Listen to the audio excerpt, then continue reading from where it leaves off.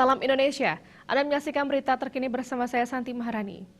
Jumlah warga yang terpapar COVID-19 di Bali makin tinggi. Pada Senin 28 Juni 2021, tambahannya masih 3 digit melampaui 210 orang.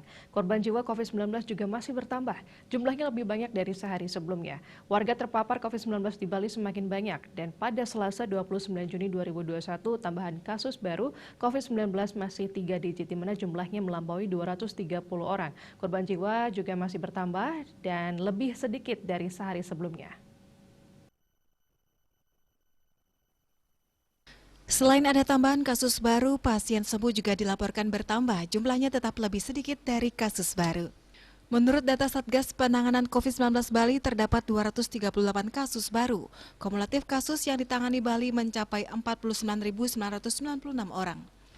Korban jiwa bertambah 1 orang. Kumulatif korban jiwa COVID-19 sebanyak 1.560 orang atau sekitar 3,12%.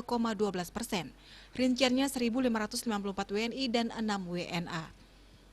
Pasien sembuh bertambah mencapai 102 orang, sehingga total pasien sembuh saat ini sebanyak 46.837 orang atau sekitar 93,68%.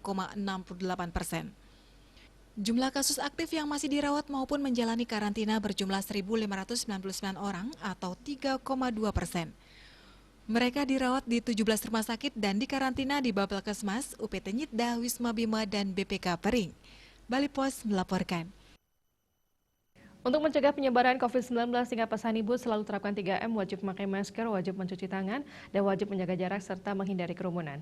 Dengan penerapan perilaku 3M, Indonesia segera terbebas virus corona menuju Indonesia maju. Tetaplah bersama Bali TV. Salam Indonesia.